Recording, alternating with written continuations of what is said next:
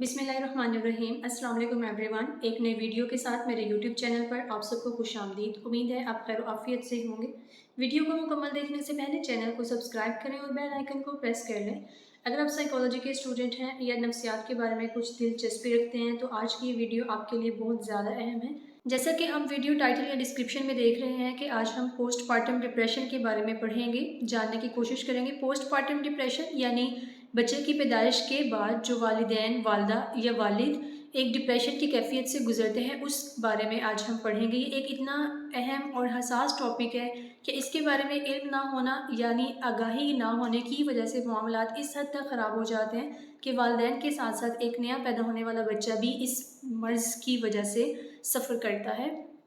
Lecture को proper start करने से पहले अगर हम यहाँ पर पोस्टपार्टम डिप्रेशन के इस टर्म को इंतहाई सादा और आसान अल्फाज में समझने की कोशिश करते हैं तो पोस्टपार्टम यानी डिलीवरी के बाद, यानी एक वालदा जब एक बच्चे को जन्म देती है तो उसके बाद जो एक उदासी, मायूसी, नाउमीदी, रोने, घबराहट, बेचैनी की एक कैफियत से वालदा गुजरती है, उस कंडीशन को, उस कैफियत को हम पोस्टपार्टम डिप्रेशन बोलते हैं साइकोलॉजिकल टर्म्स में।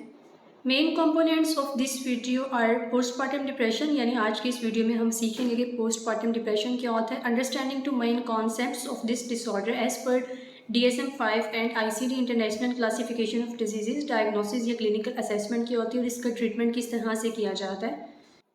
If we define PPD, postpartum depression, it is a mood disorder that commences after giving birth to a child। यानी ये एक ऐसा मूड डिसऑर्डर है जो कि बच्चे की पैदाइश के बाद स्टार्ट होता है। DSM यानी diagnostic and statistical manual of mental disorder doesn't consider it a separate disorder. यानी DSM जो है वो इसे एक अलग से मर्ज या बीमारी नहीं कहता है, but rather a type of mood disorder categorized by a major depressive episode. लेकिन DSM को अगर हम देखते हैं या उसके मुताबिक इस मर्ज़ की तशख़ीस को देखते हैं तो इसे मूड डिसऑर्डर के चैप्टर जिसमें मेजर डिप्रेसिव डिसऑर्डर की कैटेगरी में हम पोस्टपार्टम डिप्रेशन को कंसिडर करते हैं। जब आप DSM-5 को ओपन करते हैं तो वहाँ पर पोस्टपार्टम डिप्रेशन के लिए कोई अलग से क्राइटेरिया मेंशन नहीं है, बल्कि इसे हम मेजर डिप्रेसिव डिसऑर्डर ही कंसिडर करते हैं जो कि मूड डिसऑर्डर की कैटेगरी में आता है। The difference is that it starts after giving birth to a child. मज़ीद जो है इस डिसऑर्डर की क्लैरिफिकेशन हम अपनी नेक्स्ट स्लाइड्स में देखते हैं। अगर हम यहाँ पर डिप्रेशन के सिम्टम्स को एज पर DSM-5 देखते हैं तो low moods, irritability, sleep disturbance, fatigue, weight loss, low appetite, crying spells, suicidal ideation and suicidal attempt. यानी एक मरीज़ जब डिप्रेशन से सफ़र कर रहा होता है तो उसके मूड में बहुत ज़्यादा तब्दीली आती है। उदासी, परेशानी, बेचैनी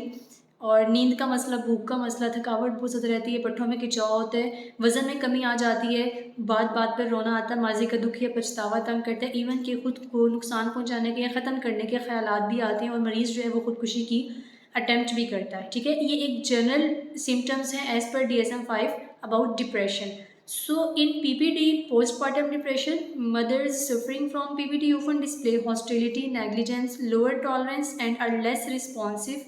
टू देयर इन्फेंट्स नीड्स। यानी ये एक मूड डिसऑर्डर है जिसमें हमारे मिजाज में काफ़ी ज़्यादा तब्दीली वाक़ होती है, जिसमें नेग्लिजेंस, हॉस्टिलिटी, गुस्से की शिद्दत बहुत ज़्यादा हो जाती है, लो टॉलरेंस होती है। और इसमें जो सबसे मेजर और इम्पॉर्टेंट सिम्टम है दैट इज़ कि less responsive to their infants needs. यानी जो एक वालदा है वो अपने बच्चे का ध्यान या ख्याल नहीं रख पाती है, उसकी ज़रूरियात का ख्याल नहीं रख पाती है, जिसमें एक नया पैदा होने वाला बच्चा जो है वो निगलेक्ट हो रहा होता है, उसकी ज़रूरियात, उसकी इमोशनल अटैचमेंट, हर चीज़ जो है वो डिस्टर्ब हो जाती है। पोस्टपार्टम डिप्रेशन के साथ साथ पोस्टपार्टम ब्लूज़ को समझना बहुत ज़्यादा ज़रूरी है, बिकॉज़ इसी स्टेज से गुजर कर जो एक पेशेंट होता है वो पोस्टपार्टम डिप्रेशन की कैटेगरी में जाता है। इस ब्लूज़ के बारे में कहा जाता है the journey from excitement and joy to baby blues. यानी बच्चे के दुनिया में आने की जो खुशी वालिदैन को होती है, उस खुशी से लेकर बेबी ब्लूज़, ये पोस्टपार्टम डिप्रेशन तक जाने का जो सफ़र होता है वो बेबी ब्लूज़ यानी मैटरनिटी ब्लूज़ से स्टार्ट होता है। Postpartum blues are very common up to 60 to 80%। यानी हर औरत या ख़तून जो बच्चे को जन्म देती है वो इन बेबी ब्लूज़ से गुजरती है, जिसमें कॉमन सिम्टम्स क्या होती हैं, मूड स्विंग्स आते हैं, यानी मिजाज में बहुत ज़्यादा तब्दीली वाक़ होता है, इरिटेबिलिटी, डिस्फोरिया, इंसोम्निया, नींद के मसले आते हैं, एंग्जाइटी, बेचैनी, टीयरफुलनेस, लो एपेटाइट, रोना आना, क्राइंग स्पेल्स, भूख का ना लगना, ये सब अलामात जो हैं बहुत कॉमन है, जिससे 60 to 80% यानी 60 से 80% ख़वातीन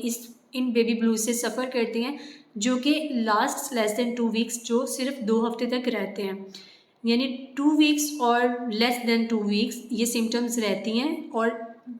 2 वीक्स के बाद ये सिम्टम्स जो हैं खुद ही रिज़ॉल्व हो जाती हैं, ठीक है। लेकिन अगर एक वालिदा या एक पेरेंट जो कि पोस्टपार्टम ब्लूज़ 2 वीक्स गुजर गए हैं, बच्चे की पैदाइश को 2 हफ़्ते हो चुके हैं, 3 हफ़्ते हो चुके हैं, 1 महीना गुजर गया, 2 महीने गुजर गए और सिम्टम्स जो हैं वो वही रह रही हैं कि मिज़ाज में बहुत ज़्यादा तब्दीली वाक़या हो गई है, देन जो क्राइटेरिया है वो हमारा पीपीडी यानी पोस्टपार्टम डिप्रेशन की तरफ जा रहा है। Postpartum depression can occur any time between first year of child birth, यानी बच्चे की पैदाइश के पहले साल के अरसे में किसी भी वक्त पोस्टपार्टम डिप्रेशन की सिम्टम्स रूनुमा हो सकती हैं। Many suffer for up to 6 months, कुछ लोग जो हैं वो 6 महीने से ज़्यादा भी सफ़र करते हैं। 1/4 sufferers experience symptoms after a year if left untreated, यानी कि अगर 1 साल का अरसा गुजर गया है और उन अलामात को हमने ट्रीट नहीं किया या उस डिप्रेशन की फ़ेज़ को हमने ट्रीट नहीं किया है तो एक साल के बाद भी ये मसला हमें दोबारा हो सकता है।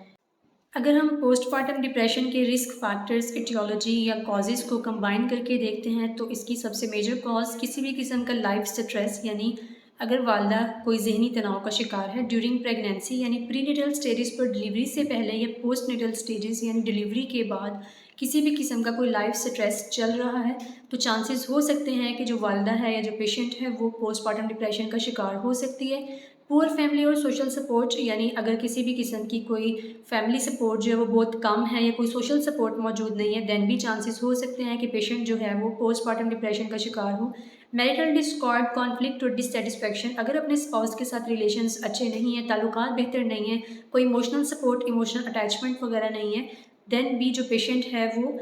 पोस्टपार्टम डिप्रेशन का शिकार हो सकता है। इसके अलावा अनप्लान्ड और अनवांटेड प्रेगनेंसी, यानी प्रेगनेंसी को प्लान नहीं किया था या चाह नहीं रहे थे कि बच्चे की पैदाइश हो, लेकिन बच्चा इस दुनिया में आ चुका है। क्योंकि बच्चे की पैदाइश के बाद लाइफस्टाइल में काफ़ी ज़्यादा चेंजिंग्स आती हैं पेरेंट्स की ज़िंदगी में, वालिदैन की ज़िंदगी में। तो अगर उन सब चीज़ों के बारे में पहले से हम प्लान्ड नहीं है या प्रिपेयर नहीं है या चाह नहीं रहे हैं और बच्चे की पैदाइश हो चुकी है तो ये एक रिस्क फैक्टर मौजूद है कि जो एक सफ़रर है, जो एक वालिदा है या वालिद है, पेशेंट है, वो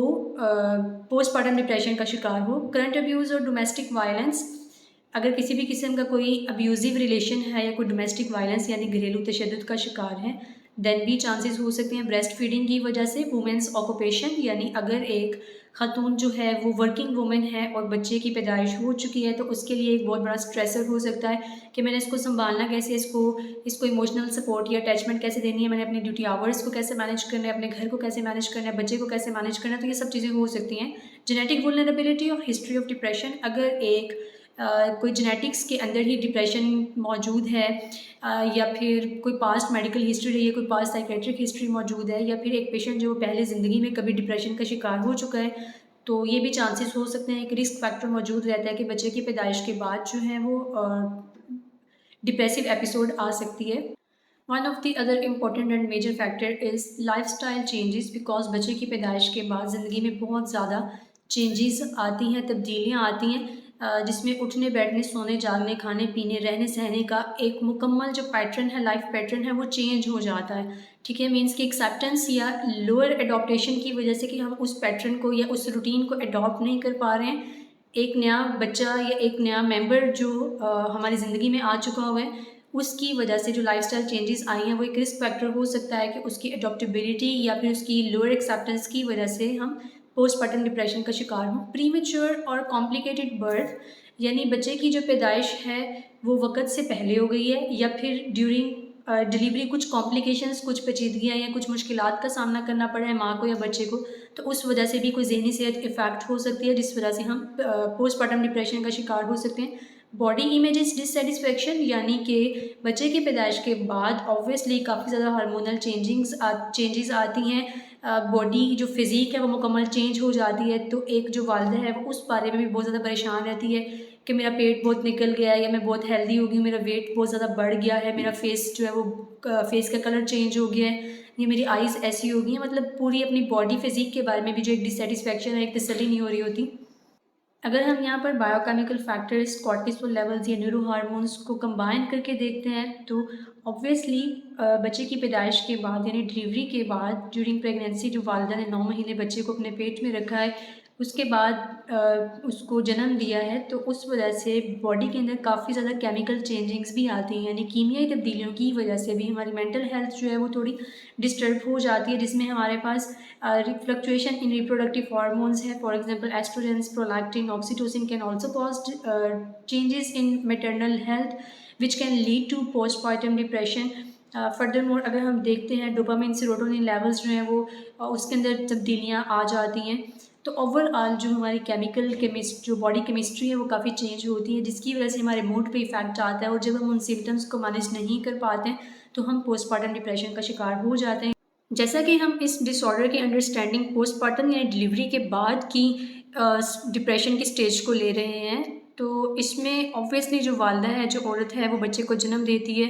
प्रेगनेंसी की स्टेजेस से गुजर कर डिलीवरी और उसके बाद की कंप्लीट एक लाइफस्टाइल चेंजेस या बाकी सब चीज़ों को देखना होता है, मैनेज करना होता है। तो उसमें जो एक स्पाउस, जो एक मेल पार्टनर होता है, वो भी इन सिम्टम्स से सफ़र करता है, ठीक है, जिसके बारे में बहुत कम डिस्कस किया जाता है या बात की जाती है, या जो मर्द हजरात होते हैं वो अपनी सिम्टम्स को या अपनी इस कैफियत को बता नहीं सकते हैं या समझा नहीं सकते हैं या समझ नहीं पाते हैं, ठीक है।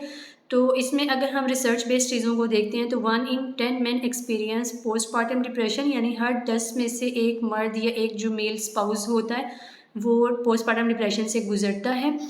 As compared to 1 in 7 women, यानी हर 6-7 में से जो एक औरत है जो पोस्टपार्टम डिप्रेशन से सफ़र कर रही होती है।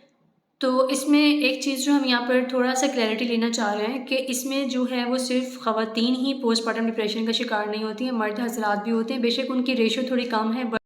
ऑब्वियसली बच्चे की पैदाइश के बाद या एक नया मेंबर की एडिशन के बाद वालिद और वालिदा दोनों के लाइफ़स्टाइल में चेंजेस आती हैं, दोनों की रिस्पॉन्सिबिलिटीज़ जो हैं वो बढ़ जाती हैं, या दोनों का जो उठने, बैठने, सोने, जागने का जो एक मुकम्मल लाइफ़ पैटर्न या रूटीन होती है, रिस्पॉन्सिबिलिटीज़ को भी इसमें इंक्लूड करके वो थोड़ी चेंज हो जाती है। तो इसमें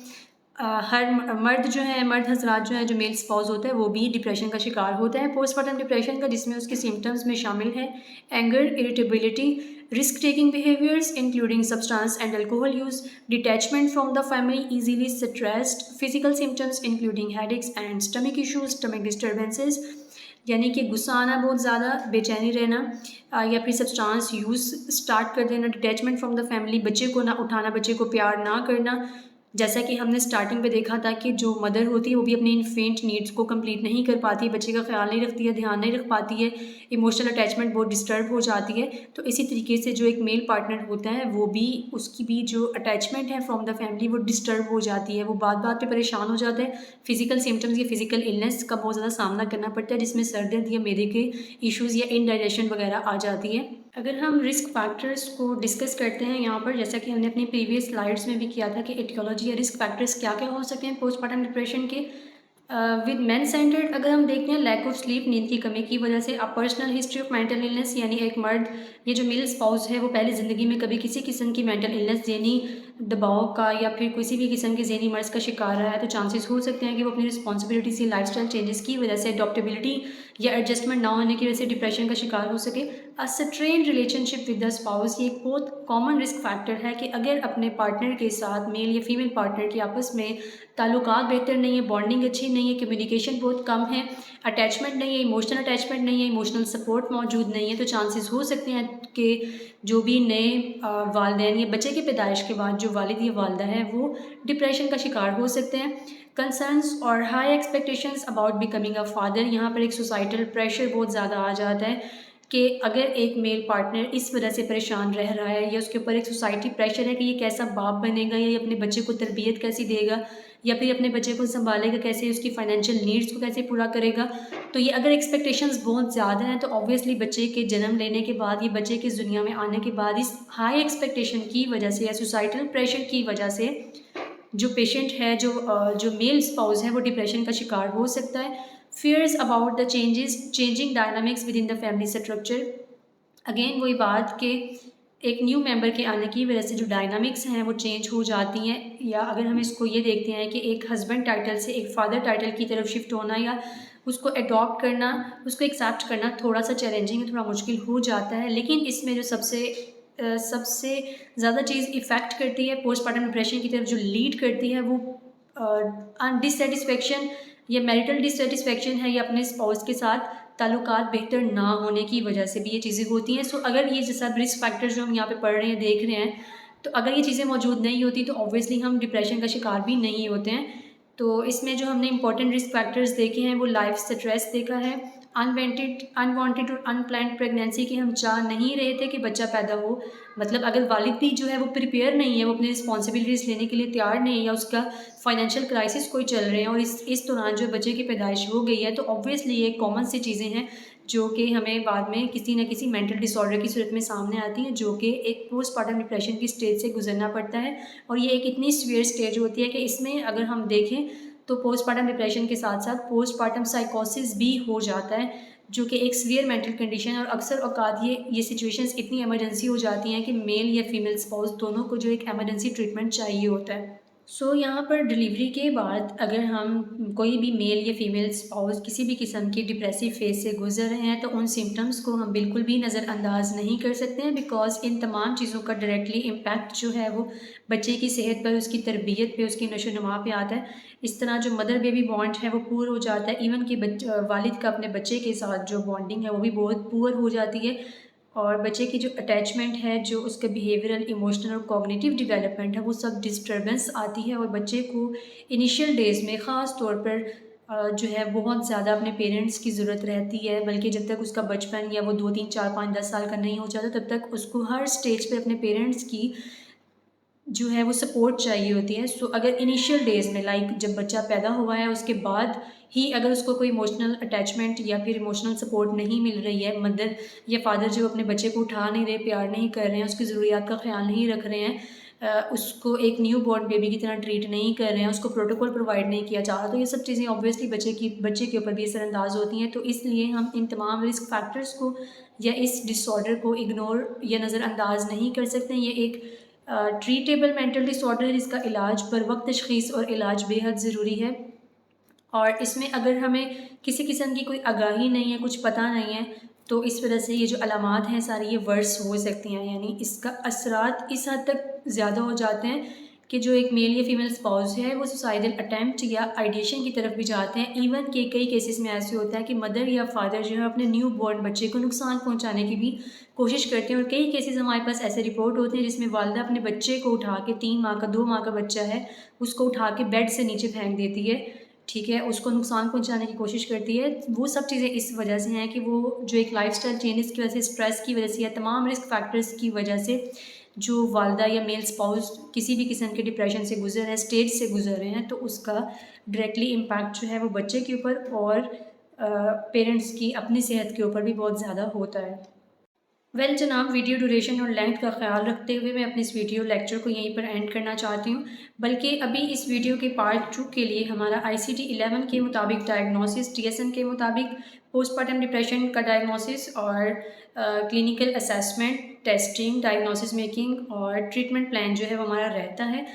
आई विल ट्राई कि मैं इस वीडियो के बाद ही विद इन अ डे और 2 आपको पार्ट 2 भी मिल जाए। और स्टे कनेक्टेड, स्टे ट्यून्ड। उम्मीद है आज की इस वीडियो में आपको पोस्टपार्टम डिप्रेशन के बारे में एक अच्छी अंडरस्टैंडिंग हुई होगी। अगर आपका कोई भी क्वेश्चन वगैरह हुआ या कोई सजेशन है तो आप मुझे कमेंट बॉक्स में दे सकते हैं, अपनी राय का इजहार कर सकते हैं। अगली वीडियो तक के लिए दीजिए इजाज़त। अगर वीडियो अच्छी लगी तो लाइक ज़रूर कीजिएगा, चैनल को सब्सक्राइब करना मत भूलिए। तब तक के लिए अल्लाह हाफिज़।